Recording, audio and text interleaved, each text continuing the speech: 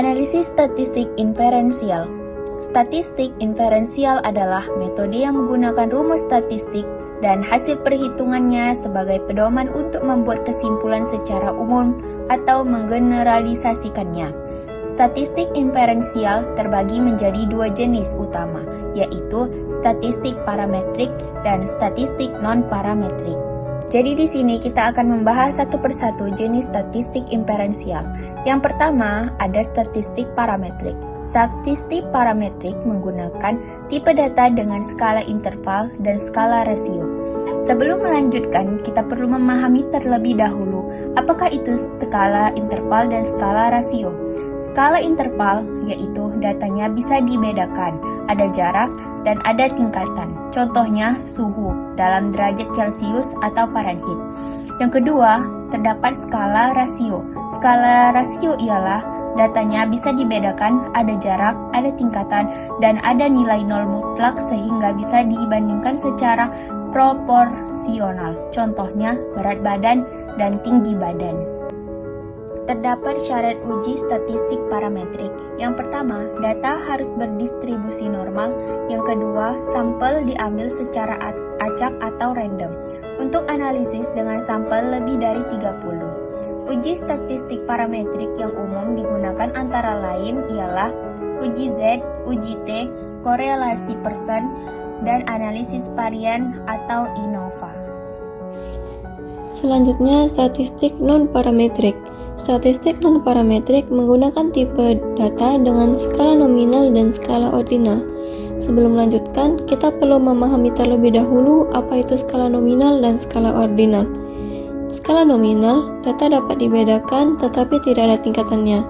Contoh jenis kelamin dan agama. Skala ordinal, data dapat dibedakan dan ada tingkatannya. Tetapi jarak antar tingkatan tidak harus sama. Contoh tingkat pendidikan.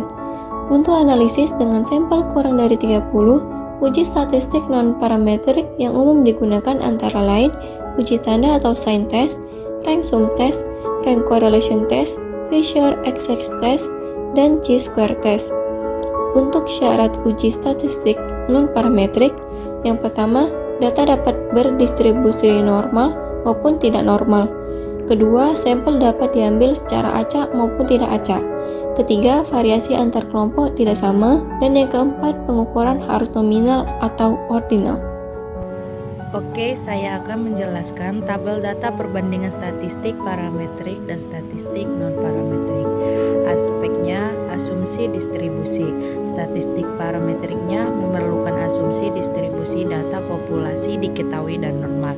Sedangkan statistik non-parametriknya tidak memerlukan asumsi distribusi data atau bebas distribusi.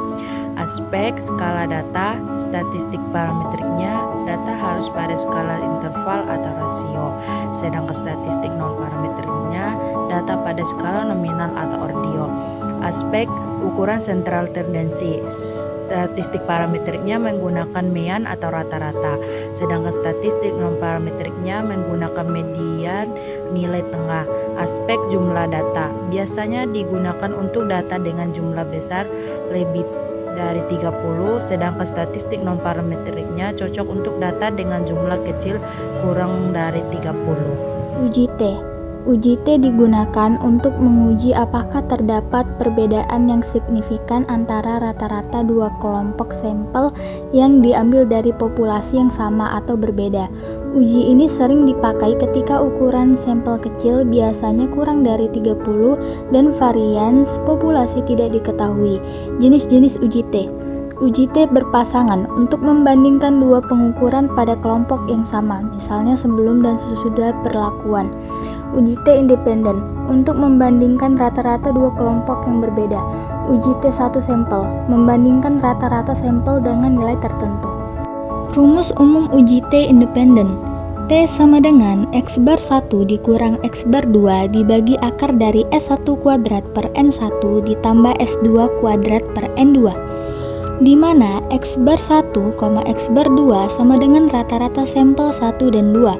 S1 kuadrat, S2 kuadrat sama dengan varian sampel 1 dan 2. N1, N2 sama dengan ukuran sampel 1 dan 2. Untuk uji T berpasangan rumusnya T sama dengan D bar dibagi S sub D per akar dari N, di mana D bar sama dengan rata-rata selisih pasangan data, sub D sama dengan standar deviasi selisih, N sama dengan jumlah pasangan data 1, 2, 5. Uji Z. Uji Z digunakan untuk menguji hipotesis tentang rata-rata populasi ketika varians populasi diketahui dan ukuran sampel besar biasanya lebih besar daripada 30. Uji ini mengasumsikan distribusi datar normal.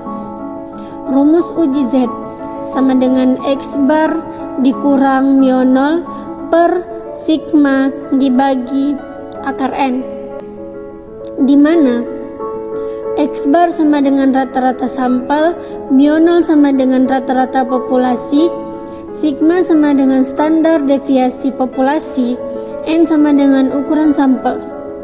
Nilai Z ini digunakan dengan nilai kritis Z pada tingkat signifikansi tertentu untuk menentukan apakah hipotesis nol terima atau ditolak. Uji Chi-square. Uji Chi-square digunakan untuk menguji hubungan atau perbedaan antara dua variabel kategori nominal atau ordinal. Misalnya, untuk menguji apakah distribusi frekuensi observasi sesuai dengan distribusi yang diharapkan.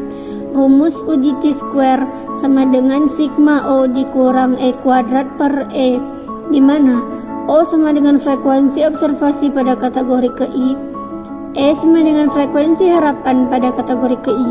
Hasil Chi-square dibandingkan dengan nilai kritis pada tabel Chi-square dengan derajat kebebasan tertentu untuk menentukan signifikansi.